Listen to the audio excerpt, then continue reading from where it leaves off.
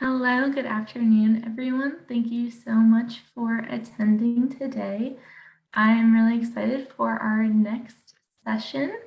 Our next speaker will be Zeinab Bandpey. If you have any questions at all during the session, please feel free to enter those into the chat section at the bottom of the Zoom room screen, and we'll address them at the end of the talk. Without further ado, I will hand it over to Zeinab. Hi, thank you, Anna, for introduction. Hi, everyone. Hope you are doing well and enjoying your afternoon. I am going to share my screen. I'm going to give you just a quick introduction about myself because this talk probably will be different from other talks. This is my first semester in community college. I've been teaching in four-year colleges like universities for over 10 years, but that's my first semester in community college and pretty much first conference in community college.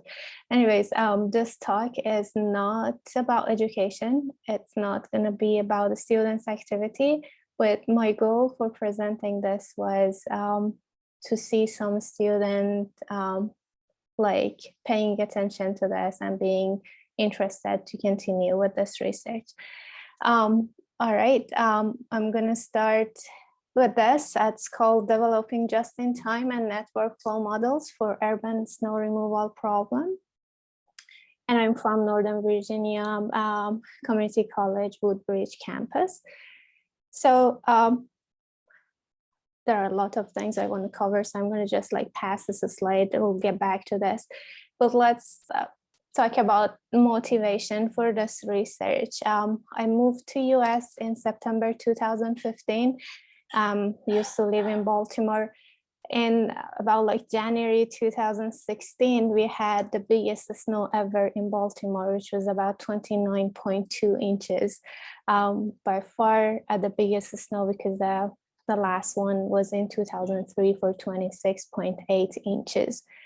Schools were closed for days because of the snow, and since it took them a long time to clean off the roads. And here is me, just moved to US from a warm region in Iran, which doesn't get snow, that's all. And now I have to kind of rescue my car, which is buried in the snow. And these are our neighbors. But anyways, we got back to school, and the chair of department at the time, Dr. Encanto at Morgan State University, called for research to make snow removal easier, faster, and of course cheaper. And I had all these good reasons to participate in this research, so I said yes.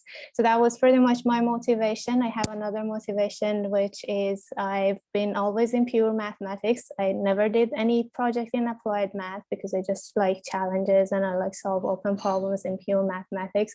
So this was by far the very first project I attempt to do in applied math. Well, as we go on, you would see that it's more of pure math than applied. But anyways, so I said yes, we started the project, and it took us like 2-3 years to finish it.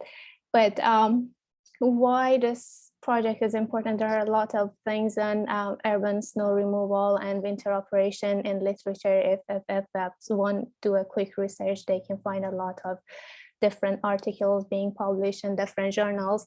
But the fact is cities are suffering a lot, not just because of snow, because of closing businesses and because of the financial loss.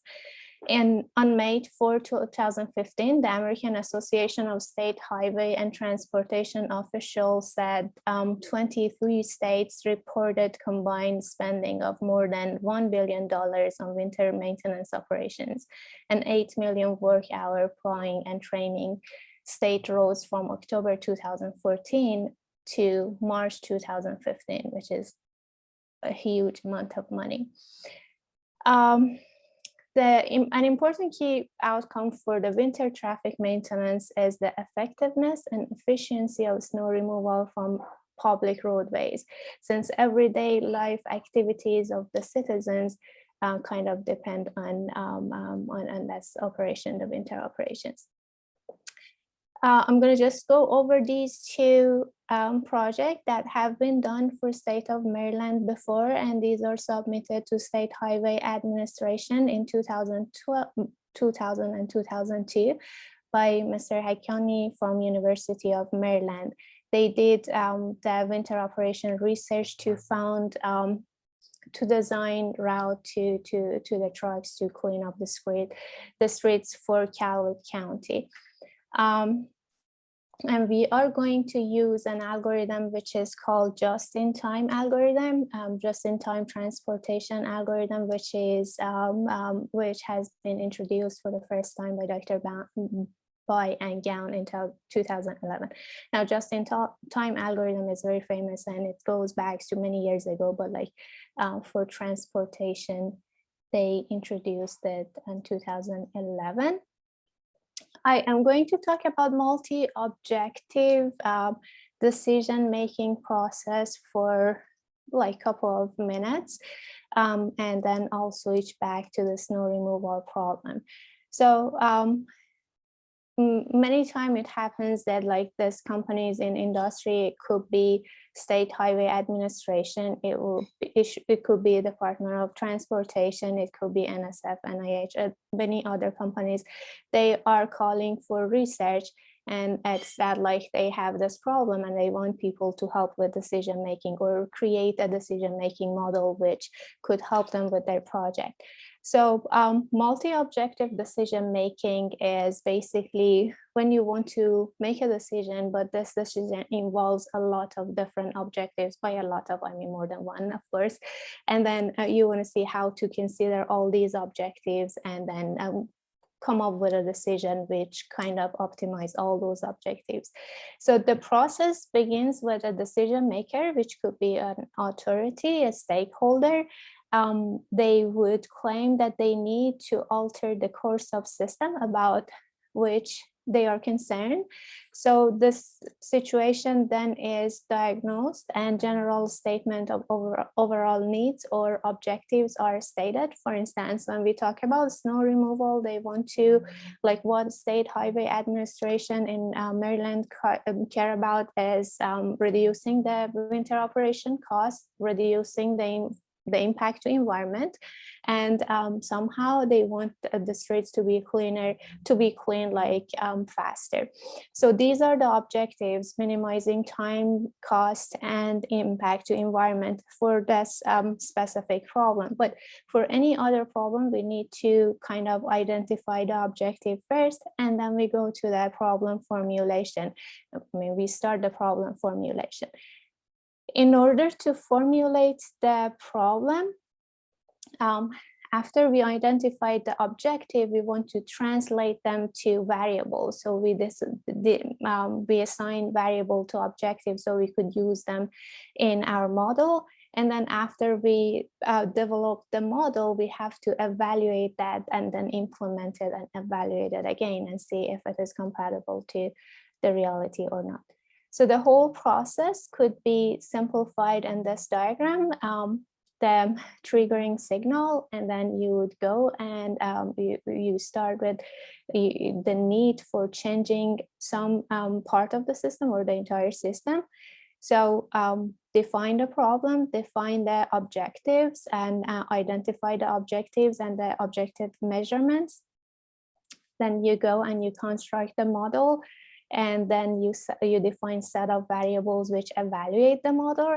If everything goes well, you offer a decision, you implement decision, and then you evaluate it again. So that is the entire process of multi-objective decision-making process that we somehow will use for our study as well. Now I'm going to go over some of the rules and regulations by State Highway Administration, because before we even like start with formulating the situation, we need to know like what are the course of actions for them, how are they tackling this problem, how do they clean up the street, what resources do they have, and etc. And what is the objective for them. So according to State Highway Administration policy, They are responsible for minimizing the impact to our environment, minimizing winter operation cost. And in our project, we are going to add minimizing the winter operation time in a certain way that I'll explain in the following slide. The strategies that they have would be as follows. Anti-icing is a proactive winter strategy for preventing snow or ice from bounding to the pavement. It involves a timely application of pre-watered salt or liquid chemical on highway, usually before or start of the storm. So when we create our model, it would say, okay, for anti-icing, you're just considering the start node for a route and then the end node, and then you consider how much how much salt brine you would need to cover the street from part A to part B. De-icing is a traditional reactive winter maintenance and strategy of breaking the snow or ice and pavement bound once it formed. It requires a large amount of salt to work its way through the snowpack and break its bound to the pavement. And then, there are 4 different call-out phases in order to consider the resources they have. If the snow is less than 0.1 inches, they would just use the state highway administration trucks to clean up the streets. If it is more than 0.1, it's between 0.1 to 0.2 inches, then they would include the state highway administration trucks and the spreader trucks to supplement them. If it is more than 0.2, they would hire some spreader trucks to help with the ones that exist. And if it is more than 4 inches, then they would hire push-up trucks to supplement state highway administration workforces on designated routes as roadway condition warrant. So these are the 4 call-out phases. Now, what are the conditions of the roads? We have 2-lane roadways, but the descriptions there, I'm not gonna bore you with that. Multi-lane highway, 2-way road, single trike. So if it is 2-way and you have single trike, trucks goes, clean up the street and then come back, clean up the other part, then it has to go back, clean up the other lane, and it will be 4 passes to clean up the entire street. And then there are 2-way road, 2 trucks that you hire 2 trucks to help with cleaning. And multi-vehicle plowing is when you just have multi-vehicle going around and there is a specific algorithm that they will follow, like the first truck clears 8 feet of the left traffic lane and leaves the 4 feet for the second truck. The second truck overlaps 1 foot, clearing 4 feet of the first lane, and etc. So these are all information from State Highway Administration.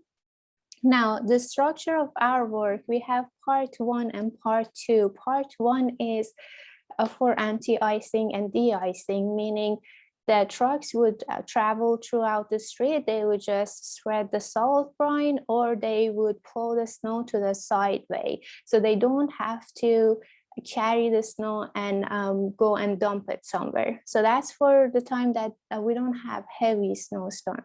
But for part 2, we consider actually carrying the snow and dumping it to some dumping station. Like in 2016 in Baltimore, they designated some places so that the trucks would go and they would just carry out the snow and they would dump it to the dumping stations. So this research is divided to 2 parts. Part 1 for when we don't have heavy snowstorm and we don't have to carry the snow to the dumping station. Part 2 for when we have to do that. So if you look at the part 1, the AIs are the start point of the route and the BJs are the end point of the routes, and we describe that using a graph. I'll talk about it more later. For part 2, we are using a network flow. So now I'll explain what is network flow, but it's pretty much same thing with 2 more nodes, which is the supply depot and snow depot. So I'll explain all of them in details when we get to the part 1 and part 2.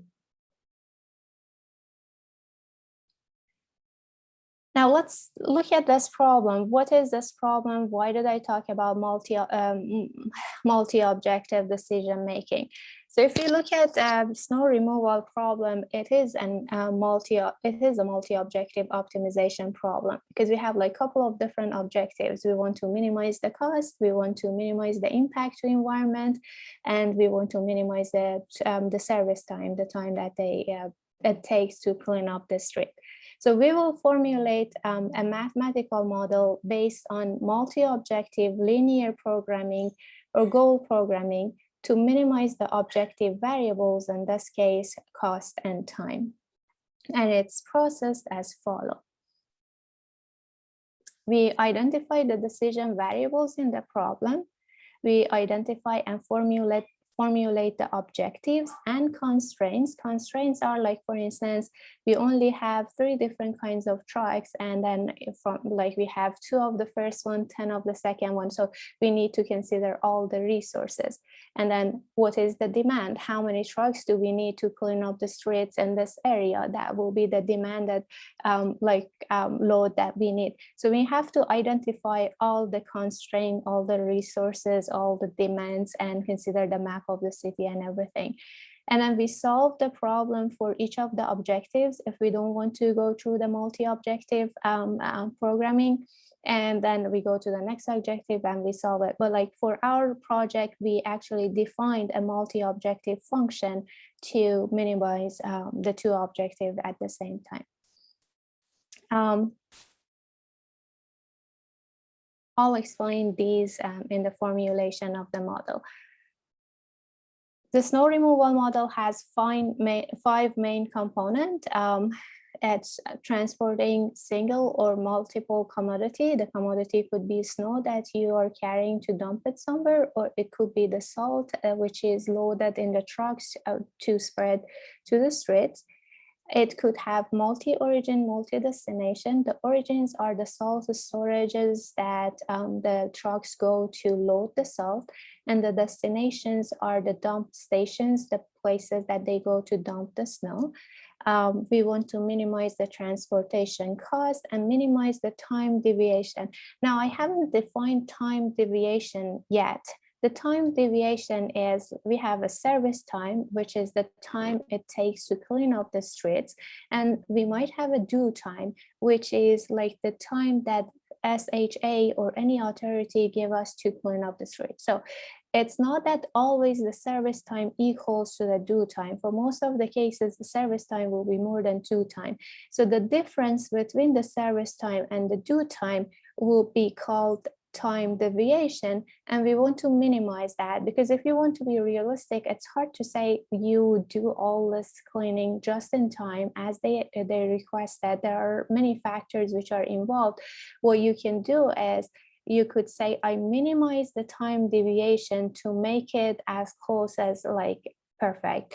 That's what this condition says, and then several moving method, as we mentioned, from regulation of a state highway administration.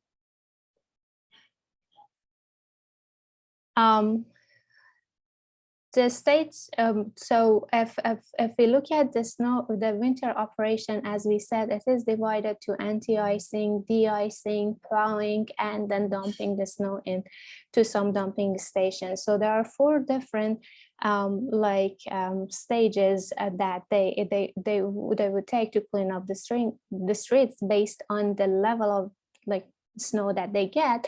Mathematical models for these 4 cases could be similar, except for the last one that we explained it separately. For the first 3 cases, it's just a truck passing through the street and you want to minimize the cost and time. So that's the same for 3 of them. I'm going to go over 1 and it could be adjusted for the other 3. And I'll explain the model for the last one with details. So part 1, you're not dumping snow anywhere. It's either de-icing or anti-icing or plowing the snow to the side bay. I'll talk about just-in-time model for a slide or two, and then I'll start with the formulation of the problem. So just-in-time is the algorithm which gives which is like known as doing everything, like doing the job that you're asked to just in time, meaning like, for instance, if you're delivering something from a warehouse, you don't want to get to the destination early as what you're asked to, because then there is a need for storage to store what you are delivering. You don't want to go after the due date because they would need those supply just in time. So that is what it's called. So just in time is a model known as asset management tool that gives company an inventory strategy that may be used to increase efficiency and decrease the waste by receiving goods only as they are needed in the production process, thereby reducing the inventory cost. So the model requires all demanded goods should be transported to the destination on a schedule at zero or minimum destination storages and minimal transportation cost. So that is the algorithm we are going to use to model the snow removal problem. As we said, in the process of multi-objective decision making, we need to identify the objectives that we did, then we need to translate it to some mathematical variables. So in here, we are just giving some like name to the components of the snow removal problem. So for the departure nodes, we call them A1, A2, AM. For the trucks, so there are different kind of, there are trucks with different capacities. We call the capacities W1, W2 to WK, meaning there are K different capacity. There are trucks with K different capacities. The capacity again could stand for how much salt they could carry, salt brine, or other resources that they need. AIL is the number of trucks of capacity WL departing from the node AA. B1 to Bn are snow depots. It could be end of the street in the case of anti-icing, de-icing, and plowing. It could be the place that you dump the snow in the last case that you have to carry the snow and dump it somewhere. BJL is the number of trucks of capacity WL needed to transport snow at destination BJ. TIJ is the service time. TJ is the due time. CIJL will be the transportation cost or the unit cost going from the node AA to BJ using truck with capacity L. And XIJL is the number of trucks going from the node AA to the node BJ, which have capacity L. With having all this said, we want to consider the just-in-time component as well, meaning we want to do the task just in time. How can we represent it mathematically? So we have this truck going from AA, I'll just draw something here. Sorry. So we have this truck going from the start node to the end node. Let's say AI to BJ. That's the path it's taking. And then so I'm going to call it XIJL. X number of trucks with capacity L are traveling from AI to BJ. There is this due time, which is TJ, and there is service time, TIJ, and we want them to be equal to each other so we can say we did the job just in time. So we're writing this equation, TIJ minus TJ times XIJL equals to 0, and we know when multiplication of two terms equals to 0, either the first one is 0 or the second one.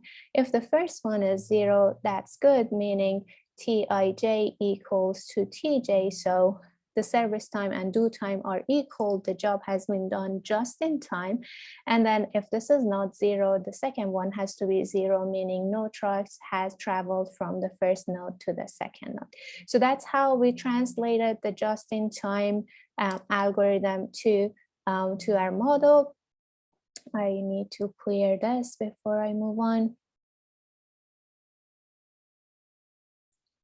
Now, the formulation of the model, we want to minimize the cost, which is CIJL, XIJL, and then we know what our IJL, L is the truck capacity, J refers to how many end node we have, and I would stand for how many start node we have, subject to the just-in-time component.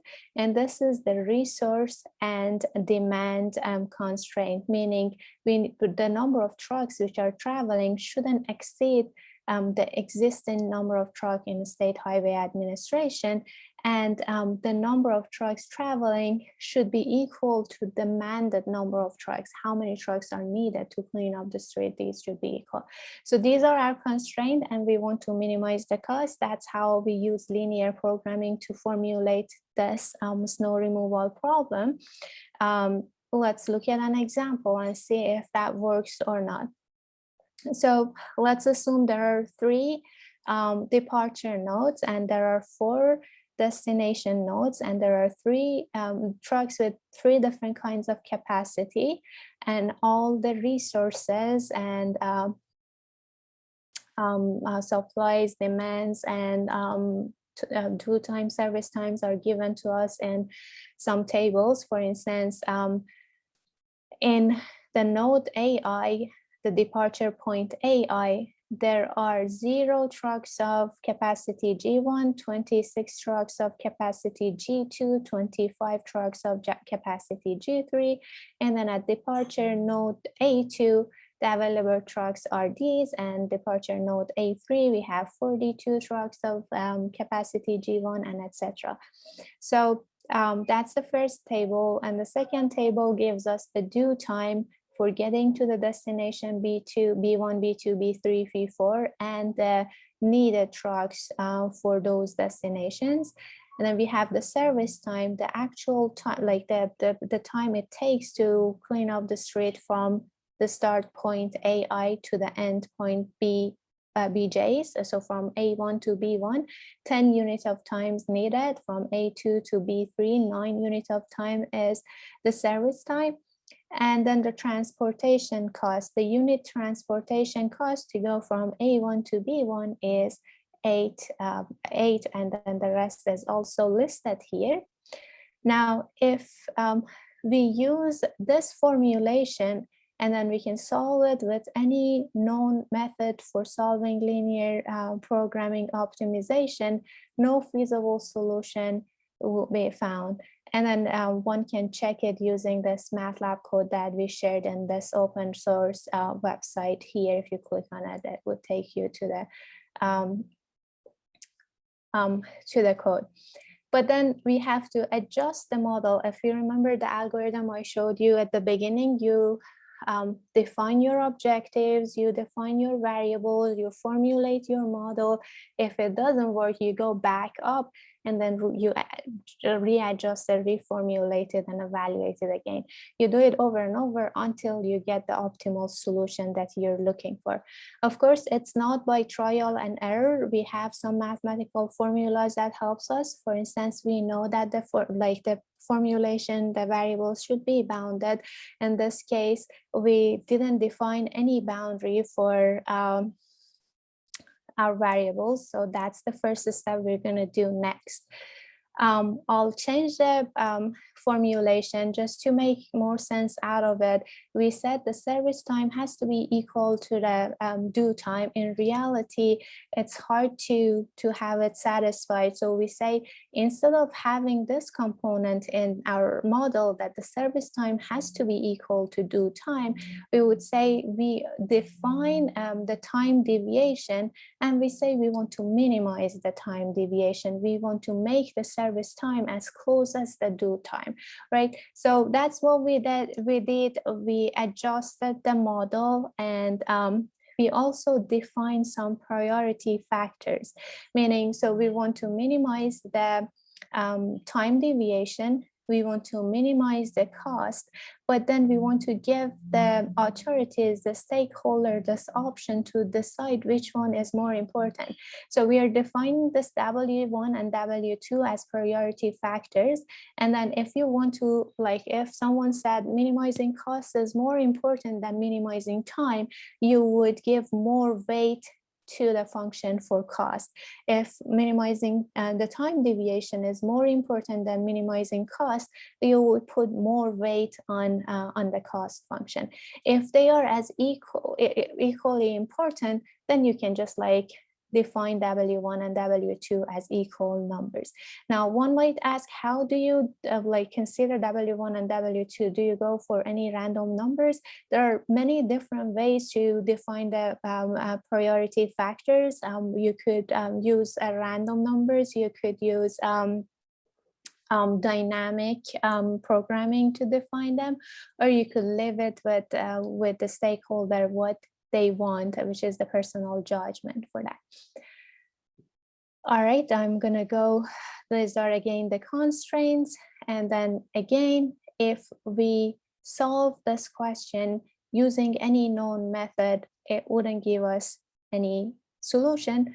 And the problem is this question is not bounded. The problem we define is unbounded. So next step will be to define some boundary for this time deviation that we are dealing with.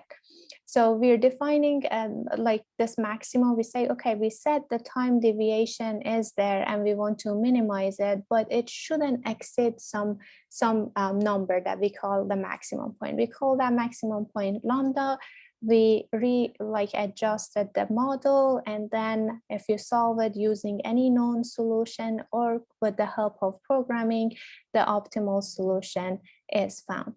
What is optimal solution here? Based on our example, if we have 20 trucks of capacity 1 going from the first node to the destination 1, and then if we have 30 trucks of capacity 1 traveling from first node to the third node, etc., that way you could minimize the time and minimize the cost, and at the same time clear all the important streets.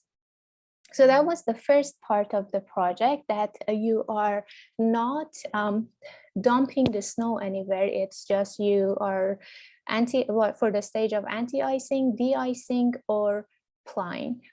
Now, the second part is like 2016, when you have a heavy snowstorm and you actually need to load the trucks and go and dump the snow somewhere. How would you model that situation? We are using the network flow problem. Network flow is a graph. Graph is a set of vertices and edges. Vertices are the nodes, edges are the line connecting them. And then if you have like one specific node here and here, we call it source and sink, then this whole system together is called network flow. And then basically all the flow goes from the network to these nodes and then goes back to the sink. For the case of snow removal, the sink will be the salt storage, the source will be salt storage, the sink will be the dumping stations, and these nodes will be the beginning of the streets and then the end of the streets somewhere out there. And the numbers you see here are capacity in the network flow problem, but for us it will be the cost of cleaning the streets. So I'll show you the formulation for snow removal using the network flow in a second. We need to know bipartite graph as well. Bipartite graph is a specific kind of graph that you could divide the set of vertices to two different sets, which are independent. They don't have any point of intersection, and all the edges go from the first set to the second set. In our case, set U could be the start point of the passes, and set V will be the end point of the streets. Now, how do we represent the snow removal problem as a network flow problem? We consider the streets map as a directed graph. The set of vertices represent locations. The set of edges represent streets connecting them. We are using directed graphs so the direction of the street will be followed because we know some of the streets are one way, so it's not that you could go both ways. We use directed graph to show the direction and say which way one could go. Departure points for the truck are the salt storages, which is the source node. Destination will be sink node, which is the dump station. AIs are start point of the route, and BJs are end point of the routes.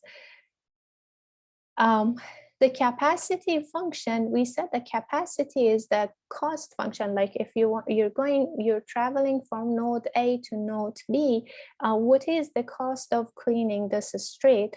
Now, I talked about multi-objective function too. We said we want to minimize the cost and minimize the time. Can we define a function which does both of them together? That's what we did here. We defined the capacity function as the actual cost of clearing the street from A to B plus alpha times time deviation. It means if the job has been done after the due date, a lateness penalty cost alpha will be added to the actual cost. That way it costs you more to clean up the street. And that makes sense because every hour, every day that the streets are closed and people cannot work, they're losing, companies are losing money because of the closing. So that's how we define like the capacity function. The goal is to minimize the total cost, which correlate directly to minimizing the penalty incurred due to time deviation. Now let's look at some sort of adjustment of the example that we've been seeing. So in this case, at the truck's departure, available loads are given to us. The demanded load, which are like, for instance, at B1, you can have certain number of trucks that's also given to us.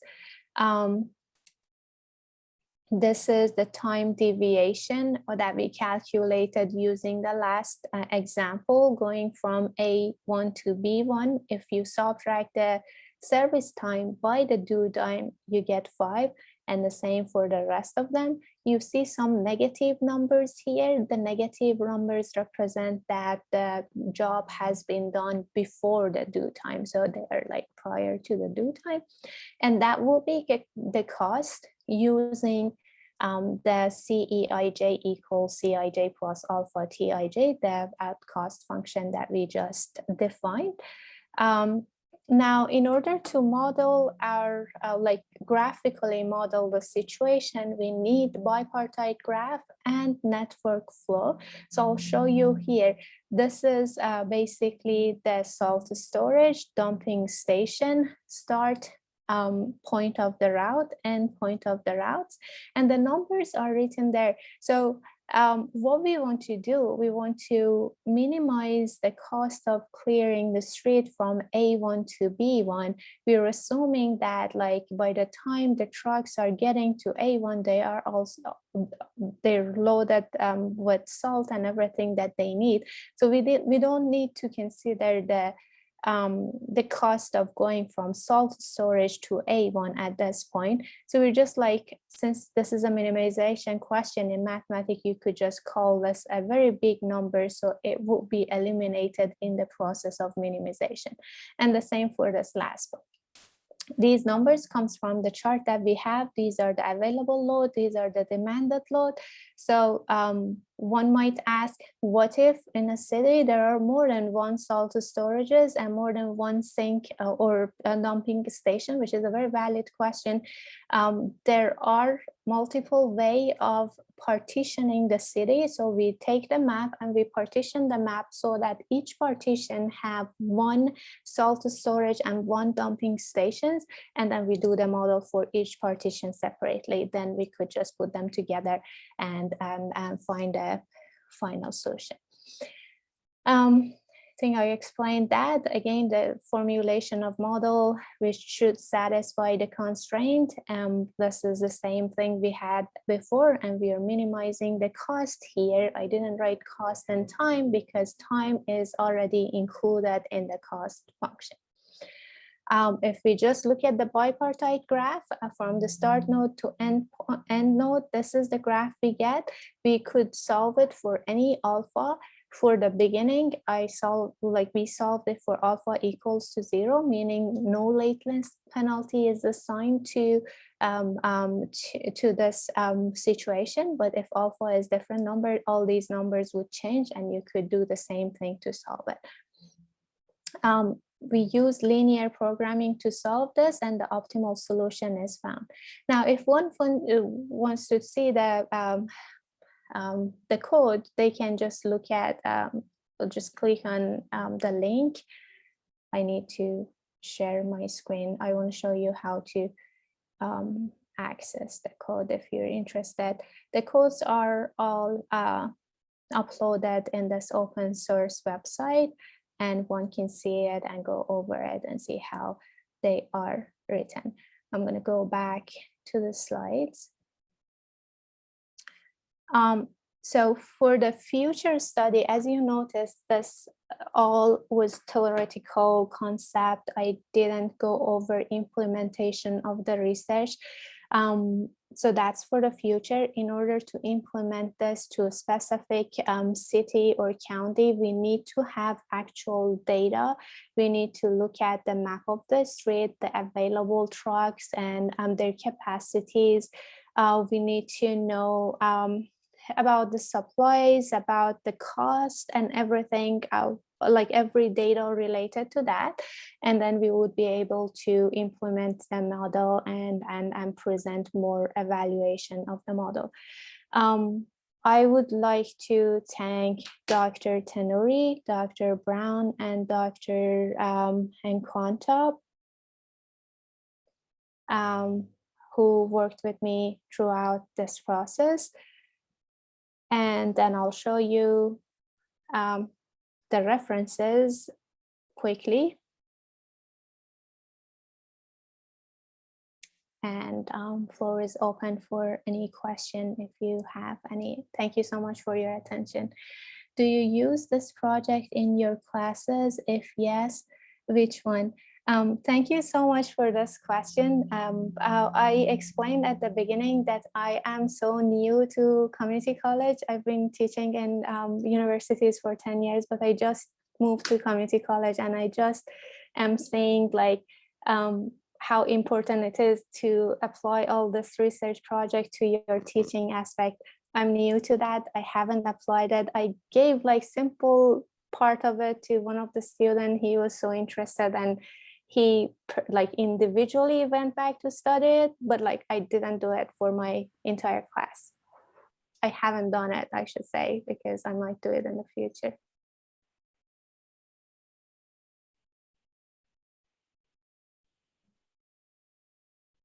Any other? A few more minutes. If there's any other questions, you can go ahead and unmute yourself or put them in the chat.